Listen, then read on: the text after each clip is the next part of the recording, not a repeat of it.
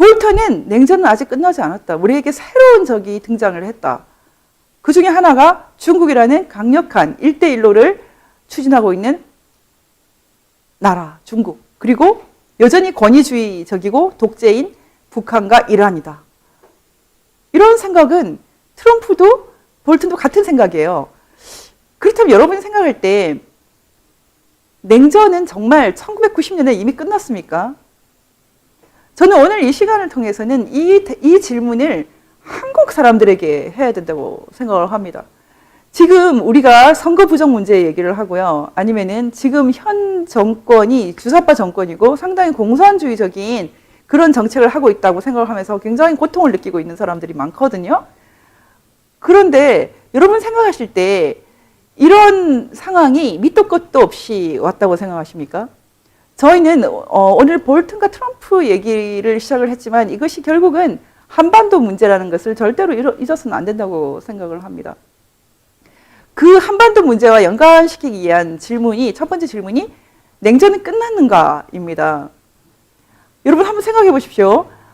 1953년 7월 27일에 정전협정이 있었어요.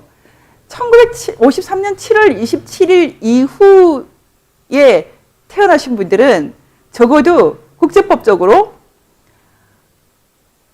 전쟁, 열전이라는 의미에서 전쟁을 경험하지 못한 사람이에요.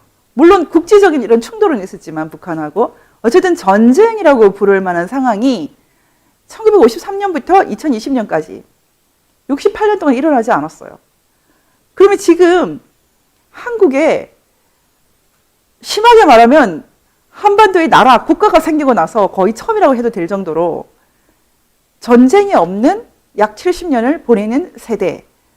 그러니까 할아버지도 전쟁을 모르고 아버지도 전쟁을 모르고 손자도 모르는 3대가 지금 한반도에서 살고 있어요. 1953년에 태어나신 분들은 전후 세대죠. 사실 청일전쟁, 1894년인가요? 청일전쟁부터 6.25 전쟁, 1950년 6.25 전쟁까지 평균 14년에 한 번씩 한반도에서 전쟁을 했다고 합니다. 그리고 더 길게 역사를 잡으면 이 한반도는 한 5년에 한 번씩은 전쟁이 일어나는 그런 곳이었다고 해요. 그런데 저도 제가 태어나서 거의 이제 50년 됐지 않습니까? 그런데 저도 전쟁을 모르죠. 그래서 저는 냉전은 끝났는가? 이렇게 질문을 하면 언제 전쟁이었어? 우리는 항상 평화로웠잖아. 이렇게 생각을 하게 되는 거죠. 근데 여러분 지금 이 얘기는 굉장히 중요합니다. 여러분은 냉전이 끝났다고 생각하십니까? 저는 최근에 저희 VON 사이트에 이렇게 댓글을 달아주시는 분 중에 이분이 참 인상적이어서 제가 오늘 그것만 딱 오려서 갖고 왔어요. 송홍석 님인데 이분이 이렇게 썼어요. 나는 부모님 세대로부터 떠오르는 나라를 이어받았는데 내 자식들에게는 저무는 나라를 물려준다니 이건 아니다. 막아야 한다. 여기서 막지 못하면 끝장이다. 이렇게 쓰셨어요. 저는 이분이 쓴 이 세 줄의 댓글이 오늘 아침에 너무나 인상적이어서 오려서 왔거든요. 최근에 저는 그런 생각이 들어요. 지금 이 한반도에서 아이들이 살아가고 있다, 태어나고 있다는 것이 상당히 준엄한 것 같아요.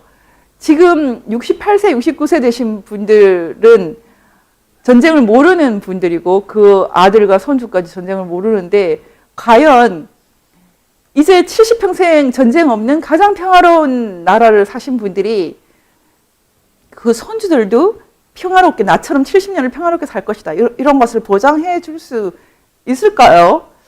저는 잘 모르겠습니다. 근데 제가 오늘 이 자리에서 여러분에게 중요한 얘기를 꼭 하고 싶은데요. 지금 지난 거의 70년, 1953년 한미동맹이 맺어지고 나서 지금 68년 동안은 전쟁이 사실은 없었지만 그것은 기본적으로 우리가 거대한 우산을 쓰고 있었기 때문이죠. 그것을 바로 우리가 한미동맹이라고 부르고 있고 켈리, 맥메스트, 매티스, 볼턴이 트럼프를 버린 가장 중요한 이유는 동맹들을 깨뜨리기 때문이에요. 동맹들을. 그깟 몇 푼 돈 때문에 미국이 언제 그렇게 째째하게 살았냐. 동맹들을 어떻게 깨뜨리냐. 이렇게 생각하는 것이 핵심이거든요. 여러분 생각하실 때 지금 냉전이 끝났습니까? 이제 그러면 동맹도 필요가 없습니까? 저는 이 자리가 지금 한국인들이 이 질문에 대한 대답을 이제 해야 된다. 이런 자리라고 생각합니다. 이 질문을 강력하게 갖고 온 사람이 바로 트럼프죠. 트럼프. 갑자기 안 보고 뭐고 돈 드는데 다 훈련 그만해. 이렇게 얘기한 것은 사실은 동맹을 버린 거죠. 김정은이 싱가포르에서 바로 트럼프한테 이것을 따내고 엄청나게 기뻐했거든요. 트럼프한테 와서 김정은이 딱 하나 갖고 갔어요. 그게 훈련을 멈춘 거거든요. 굉장히 의기양양했고 기뻐했죠. 그래서 김정은 내면에는 트럼프 주변에 있는 뭐 켈리라든지 이런 뭐 매티스라든지 이런 사람들, 볼턴 같은 사람은 정말 보기 싫지만 매파들 너무 보기 싫다. 그렇지만 트럼프 할아버지, 아저씨 너무 좋아. 사실 그런 내면에 그런 생각이 있었던 건 사실이에요. 근데 여러분 여기서 한번 생각을 해보십시오. 도대체 트럼프는 누구인가? 정말 김정은의 친구인가? 문재인의 친구인가? 그 모든 것보다 더 한 수 위인가? 일단 질문을 던져둘게요. 그렇다면 지금 김정은은 사실은 싱가포르에서 전쟁을 이제 연습하는 것, 한미 훈련을 멈추기 때문에 굉장히 이제 기뻐서 갔는데요. 이 포인트가 정말 중요합니다. 여러분 생각하실 때 지난 68년 지금 한국이 거의 70이 되신 분들이 누렸던 이 평화, 이 번영, 이 감격적인 모든 한국의 발전, 전쟁 당시에 1인당 GDP 67불에서 지금 3만 불이 넘지 않았습니까? 상상을 초월하죠. 정말 잘 사는 나라가 됐어요. 항상 승리하고 잘 되는 그런 역사였어요. 저는 인류 역사상 가장 복된 세대라고 생각을 합니다. 그 다음 세대도 그렇게 누릴 수 있으면 참 좋겠어요. 근데 여러분 생각하실 때 북한은 어땠다고 생각합니까? 북한이 한미동맹이라는 우산을 쓰고 이렇게 한국이 그 한미동맹이라는 우산을 쓰고 이렇게 안전하고 풍요롭고 평화롭게 살고 있을 때 북한은 어떻게 생각했다고 생각하십니까? 북한은 그 콜드워, 그 냉전을 평화라고 생각했을까요? 전쟁이라고 생각했을까요? 우리는 콜드워를 평화라고 생각하는데 익숙하거든요. 근데 북한은 제가 보기에 그렇습니다. 단 한 번도 평화를 누린 적이 없고 평화라고 생각한 적이 없습니다. 북한이 지난 70년 이상 유지해왔던 배급제라는 것, 그 배급제라는 것은 사실은 전 국민이 전시라는 것을 배경으로 해서 이렇게 나눠주는 거거든요. 너무 안보 위협이 크기 때문에 사람들이 배급 제도 자체를 불만이 없는 거예요. 국가 전체가 똘똘 뭉쳐서 뭔가 하나로 합하지 않으면 이 엄청난 안보 위기를 감당할 수 없다. 그런 식의 생각을 하는 겁니다.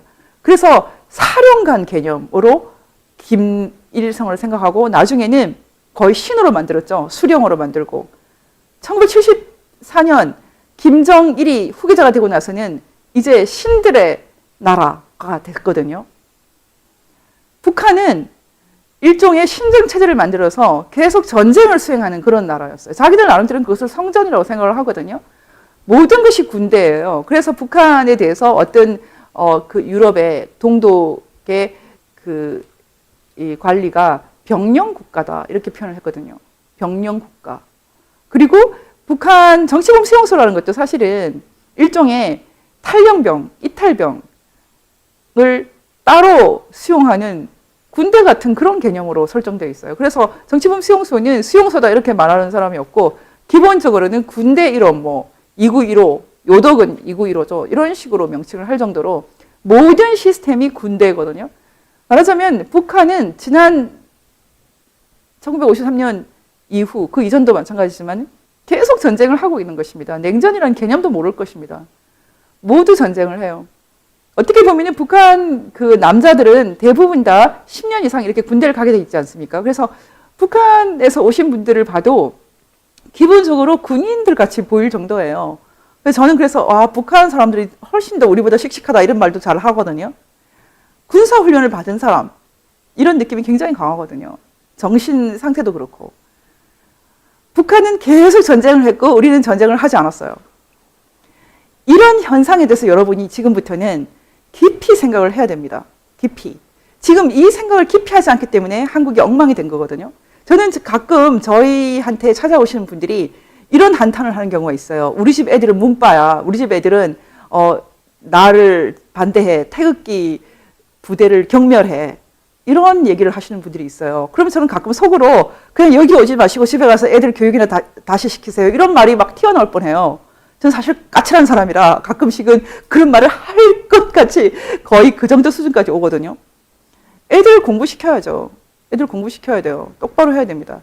다시 말하면 지난 우리가 누렸던 그 평화라는 것은 빌려온 평화죠. 한미동맹을 통해서 미국이 제공하는 안보 우산을 상당히 쓰고 있었던 것이죠. 지금 한국 좌익 중에서 미국을 비판하는 사람들은 이렇게 단단한 우산을 우리한테 씌워준 것 때문에 북한 사람들이 너무 불쌍하게 전쟁 준비만 해서 저렇다 이런 식으로 말하거든요. 굉장히 신기해요. 이번에 6.25 전쟁에 처음으로 문 대통령이 나가서 남북 간의 체제 경쟁이 끝났다. 이제 우리가 체제 강요를 안 할 것이다 이런 말을 했어요. 이 얘기는 여러분 생각할 때 어떻게 생각하십니까? 이거는 반역이죠. 반역. 왜냐하면 우리나라 헌법 4조는 평화통일을 지향하게 돼 있어요. 그리고 어떤 평화통일이냐? 자유민주적 기본질서에 의거한 평화통일이거든요.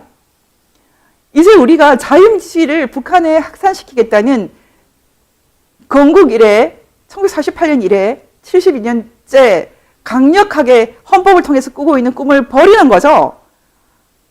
여러분 이런 상황에 대해서 이해를 하셔야 됩니다. 다시 말하면 지금 이 정권은 아직도 자신들이 혁명을 하고 있다. 혁명 이렇게 생각하거든요. 지금 사람들이 많이 이번에 부정선거 얘기를 하면서 저는 아직까지 부정선거에 대해서 확신하고 있지는 않아요. 검증을 해야 된다 이렇게 생각하거든요. 어떻게 확신할 수가 있겠습니까? 지금 수개표도 못하고 있잖아요. 제가 정말 보고 싶은 게 있거든요. 수개표를 해서 숫자가 딱딱 맞는지를 보고 싶어요. 지금 뭐 거의 증거인멸을 했을 것 같거든요. 그래서 뭐 당락에 별로 차이가 없게 만들어놨을 것 같은데 제가 딱 보고 싶은 게 있거든요. 어떤 대목이 제가 생각하는 것이 있어요. 개표를 할 때 어떤 대목이 있는데 그걸 봐야지 확신이 들 것 같아요. 그러니까 말하자면 인멸을 못하는 게 있거든요. 그러니까 저희가 상당히 많은 사람들이 어떤 부분은 인멸이 절대 불가능하다는 걸 알게 됐어요. 그건 뭐냐면 사전 투표를 가지고 조절을 했다면은 사전 투표의 상당수가 유령표일 것이다. 그래서 실제로 그 사람이 있는지 대조하는 작업을 하면은 알 수 있다라고 보는 거죠. 이 얘기는 뭐 나중에 더 하겠습니다. 하여튼 결론은 뭐냐면 저희는 지금 한국에는 특히 우파들은 이 정권이 부정선거를 할 수 있다고 믿는 사람들과 할 수 없다고 믿는 사람들 딱 두 개로 나뉘어지거든요. 근데 여러분 생각할 때는 이 정권이 부정선거를 할 수 있다고 생각하십니까? 이건 사실은 논쟁을 할 필요가 없어요. 왜냐하면 여러분 보십시오. 한번 제가 처음에 정치, 안보, 외교를 비교했죠. 이번에는 전쟁과 혁명을 한번 비교해 보겠습니다. 무슨 초등학생도 아닌데 이렇게 단어 뜻을 비교를 하느냐. 가끔씩 우리가 정말 헷갈리면은 단어 뜻을 한번 생각해 볼 필요가 있어요. 저는 이 시간을 통해서 지금까지는 그냥 생업에 바빠서 이렇게 뭐 복잡한 거를 생각할 필요가 하나도 없었는데 최근에는 우리나라 정치가 무너지고 안보가 무너지고 거의 무정부 상태가 오고 헌법까지 무너지고 있는 이런 상황이기 때문에 우리 일상까지도 막 치고 들어오기 때문에 이제 공부를 좀 해야 된다. 그렇게 생각해서 이 시간을 마련했거든요. 그래서 여러분들께 제가 여쭤볼게요. 전쟁과 혁명의 공통점이 뭔가요? 전쟁과 혁명의 공통점. 이건 굉장히 심각하거든요. 전쟁과 혁명의 공통점은 살인을 정당화하는 게 특징이에요. 사실 우리가 지금 평화시에 어떤 사람을 한 명 죽이잖아요. 그러면 평생 감옥에 있어야 되거든요, 대부분. 뭐 과실치사의 경우는 나올 수도 있지만은 어떤 사람을 작정하고 살인을 했다. 그러면 대부분 다 감옥에서 잘 못 나오거든요. 예전에는 사형도 시켰죠. 평화 시에는 한 사람만 죽여도 어마어마한 사건이에요. 전쟁 시는 어떻습니까? 전쟁이라는 것은 기본적으로 사람을 막 죽이는 것이 정당화되는 시간이잖아요. 사람을. 지금 미국에서 만드는 그 모든 무기들이 다 사람 죽이는 무기 아닙니까? 뭐 북한도 핵을 만드는 것도 사람 죽이는 것이고, 어떤 종류의 전쟁이 일어났다라고 하는 것은 사람을 마구 죽이는 것이 상당히 정당화되는 그런 시간이에요. 그래서 이런 것을 정말 말 그대로 너무 이렇게 죽여도 뭐 너무 인권 유린을 못하게 하는 이런 거를 국제법적으로 뭐 이렇게 합의도 하고 하죠. 그렇지만 기본적으로 전쟁이라는 것은 아무리 국제법적으로 이렇게 제네바 합의, 제네바 협약 이런 걸 통해서 뭐 너무 이렇게 그 잔인하게 할 수 없다라든지 이런 거를 한다 하더라도 기본적으로 전쟁이라는 것은 사람을 대량으로 죽일 수 있는 상황을 말하는 거거든요. 근데 혁명은 어떻습니까? 혁명. 여러분, 혁명이라는 것은 이건 정말 중요한 개념이에요. 혁명이라는 것은 무슨 뜻입니까? 혁명은 전쟁하고 그런 면에서 굉장히 비슷해요. 전쟁으로. 한번 보십시오. 지금 제가 주사파 정권 얘기를 하는데 이 사람들이 이승만이냐, 김일성이냐 이렇게 물어보면 이승만 이렇게 대답하는 사람이 없어요. 내면, 양심의 자유를 허락했을 때. 아니 어떻게 그 대답을 빨리 못해. 김일성이야 전쟁을 일으키고 사람을 얼마나 많이 죽였어. 그렇게 물어보면 김일성은 민족 해방을 위한 혁명가지, 그것을 위해서 전쟁을 했지, 이런 식으로 정당화를 하고 있거든요. 여러분, 진정한 의미에서 이 상황은 정말 골치가 아픈 상황이에요. 왜냐하면 지금 한국의 그 유정자들한테 이승만이야 김일성이야 물어보면 어떤 식의 생각을 하냐면은, 김일성은 원래 전쟁의 지도자야, 혁명의 지도자야. 아니 그렇게 치면은 이승만은 전쟁의 지도자가 아니고 혁명의 지도자가 아닙니까? 이승만이야말로 건국혁명을 성공한 사람이고요. 김일성이 혁명가라서 그래서 사람들을 그렇게 인권 유린을 하고 뭐 죽여도 상관이 없습니까? 그럼 여기서 우리가 얘기를 할게요. 혁명 그러면은 딱 쉬운 뜻이 헌법 위에 있는 것, 헌법을 지금 현행 헌법을 뛰어넘는 것, 이런 의미가 가장 사전적이거든요. 다시 한번 비교를 할게요. 전쟁과 혁명은 거대한 살상과 심지어는 살인 그리고 인권 유린도 막 정당화해 줄 때가 있어요. 그리고 평화시로 보일 때 혁명이라고 하는 사람들조차도 적어도 혁명이라는 것은 헌법이 제공하는 기본권을 상당히 제약할 수 있는 거다, 이런 식으로 말하거든요. 여러분이 이것을 정말 이해를 하셔야지 지금 이 정권을 깨끗하게 이해할 수 있습니다. 저는 오늘 이 강의를 통해서 제가 볼튼과 트럼프로 출발을 했지만 여러분들이 제가 하는 이 강의를 완전히 다 잘 이해하실 수 있다고 생각하지 않습니다. 알고 보면 쉬운 얘기지만 우리 일상에서 너무나 먼 얘기예요. 우리는 지금 전쟁을 경험하지 않았기 때문에 항상 평화롭게 살고 있다고 생각을 했거든요. 그런데 날벼락 같은 일들이 계속 벌어지는데 그 사건이 뭔지 알 수가 없어요. 그 사건은 무엇일까? 첫 번째는 지금 우리가 이 평화시를 살면서 서서히 소위 혁명가들을 우리의 통치자로 맞았기 때문이에요. 자유민주주의 정치가의 외피를 쓰고 있지만 사실은 20대부터 끝없이 스스로를 혁명가로 생각하고 그들이 혁명을 통해서 이루고 싶은 꿈이 있는 사람들이 지금 정권을 가졌죠. 그 사람들이 생각하는 혁명은 이승만이 말했던 자유와 민주주의를 향한 그런 혁명이 아니었던 거죠. 그 혁명은 공산주의 혁명이죠. 공산주의 혁명. 형식적인 평등에 매몰된, 나쁘게 말하면 머리 나쁜 사람들이 생각하는 그런 혁명이죠. 공산주의가 들어가는 곳은 모두 가난의 평등, 빈곤의 평등밖에 없다는 것을 모두가 알고 있는데도 불구하고 지금 중국이라는 것은 전혀 평등이 없어요. 평등이 없어요. 다 알고 있어요. 대부분의 사람들이 가난과 굶주림, 여전히 어려운 삶이에요. 그럼에도 불구하고 지금 이정자가 된 사람들은 자신들이 스스로 뭔가 위대한 혁명을 하고 있다. 이런 착각을 하고 있거든요. 그 혁명가라는 관점에서, 공산주의 혁명이라는 관점에서 지금 김일성을 택했죠. 그래서 김일성이 일으킨 전쟁, 6.25 전쟁조차도 불편하지가 않아요. 자, 이렇게 됐습니다. 이 사람들은 여러분 어떻게 할 거라고 생각하십니까? 이 사람들은 전쟁이 끝났다고, 냉전이 이제 끝났다고 생각할 것으로 생각하십니까? 저는 지금 이 주사파 정권은 전쟁이 끝나야 한다고 생각을 하는데, 그 전쟁이 끝나야 한다는 것은 북한 사람들을 아등바등하게 만들었던 북한의 전쟁을 끝내겠다. 이런 뜻입니다. 북한의 전쟁을 끝내겠다. 지금 문재인 정권이 들어서서 이들이 정말 가감하게 시도한 것이 무엇입니까? 다시 본론으로 들어와서 이 사람들은 외교든 안보든 정치든 모든 것을 동원해서 미국을 설득을 해서 전쟁을 끝내겠다. 이것입니다. 그래서 미국에 가서 말했어요. 김정은이 만나고 싶어 해. 핵도 포기하겠대. 그랬더니 이번에 볼턴이 뭐라고 말했습니까? 그게 다 거짓말이다. 이렇게 말했어요.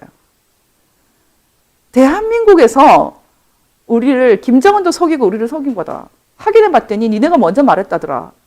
이게 사실은 우리 입장에서는 이번 볼턴 회고록의 가장 중요한 대목입니다. 여러분, 여기서 깊이 생각하셔야 됩니다. 지금 이 정권이 끝내고 싶어하는 전쟁, 북한에서 북한 사람들이 70년 이상 계속 하고 있는 이 무서운 전쟁, 그 전쟁을 끝낸다는 것은 대한민국 사람들이 쓰고 있는 이 강력한 동맹이라는 우산, 한미 동맹이라는 우산을 벗기겠다. 이런 뜻이죠.